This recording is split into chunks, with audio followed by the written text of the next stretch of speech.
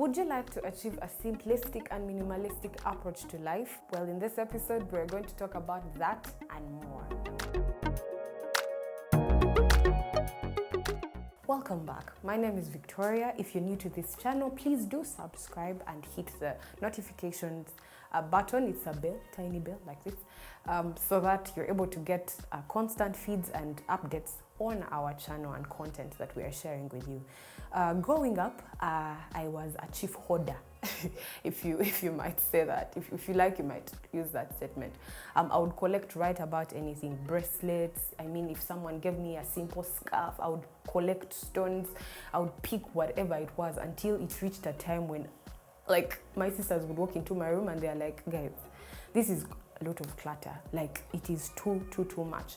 And from that experience, and of course combined with a job, I recently got a project that I was working on under my new baby, guys, my new startup called Smart Spaces, and it was just so humbling to recollect the memories of my childhood. Like, I realized that this is a thing that people are actually going through. You find that someone has a lot of stuff that they've heaped up over the years.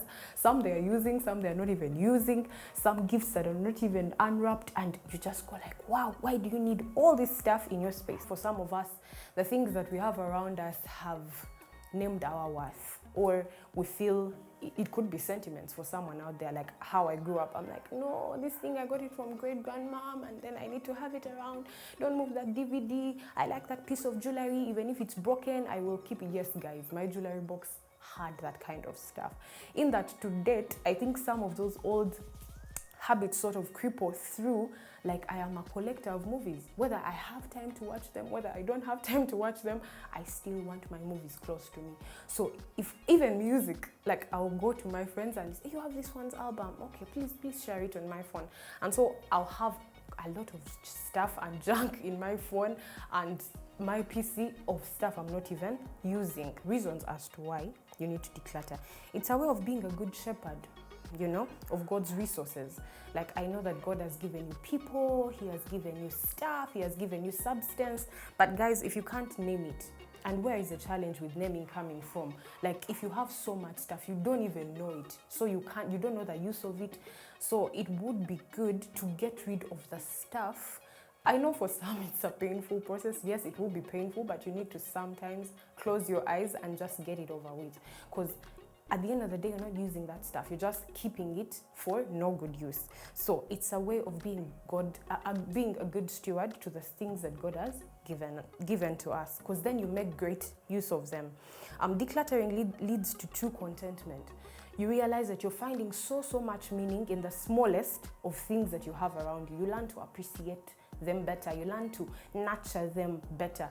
You learn to actually find meaning in the greater things and not the few things, but you keep them in a better condition, and so you get contentment from the less that you have. Then easier maintenance, you know. People are probably giving us work under Smart Spaces because maintenance is very difficult if you have a lot of stuff in your space. So it's easier to maintain. Say cleaning, refurbishing, if it's less stuff, it's even less pricier. Then it saves time and energy, you know, the time that you have to go around stuff. When you have less in your space, you can very easily get from here to there in no time. And so you're saving both time and energy. Then it improves your mental and physical health.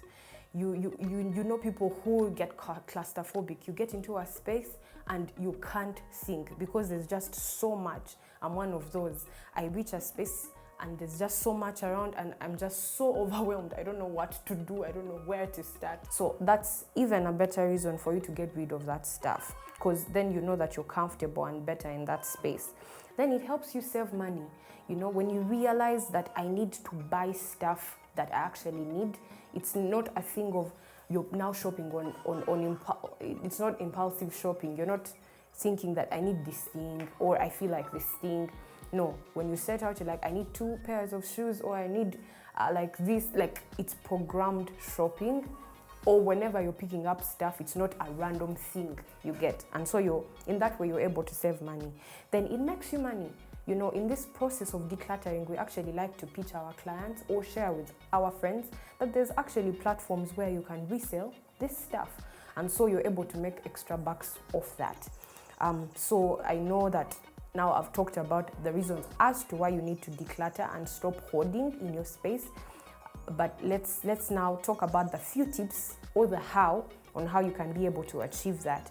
First of all, set your mind that you're going to appreciate the minimalistic lifestyle. Believe and understand that less is actually more. You don't need so much to get stuff done.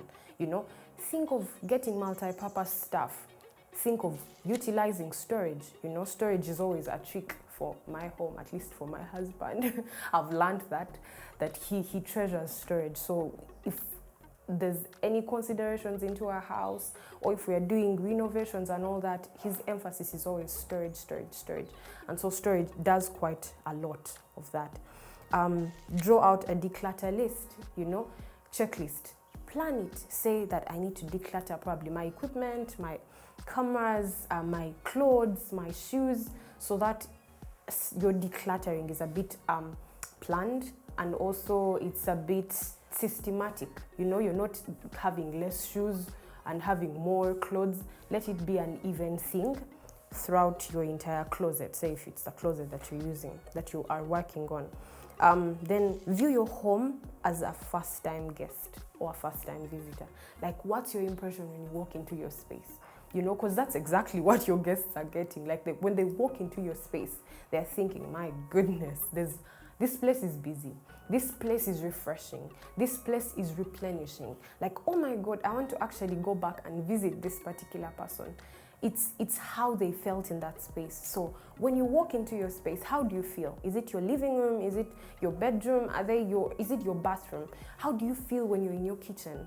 Do you feel tied up? Is it congested? Is it like, think of your first time guests as the way you feel?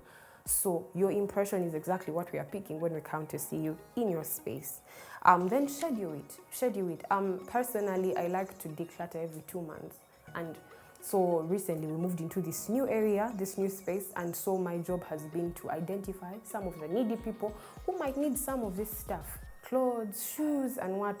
Because you might not be using them, but then there's someone that is literally depending on that pair of shoes that you are wearing probably once or twice a year. So guys, decluttering. Let's stop hoarding. Keep the few special things. I appreciate sentiments. You know, you find people with stacks of books, you find people with stacks of scarves, and you're like, wow, it's quite a lot. So let's keep only the stuff that we need. And I hope this was a very fruitful or a very helpful video for you. Thanks for sticking with me to the very end of this video. I hope through the small stories and the words and expressions that you've actually picked a thing or two out of decluttering. Until next time, remember to stay positive, first of all, step out of your comfort zone and lead extraordinary lives. It's very important that you subscribe. Do remember to do so and hit the bell button for constant notifications. Did I say that earlier? Yes, it's very important that you stay hooked with us. Bye.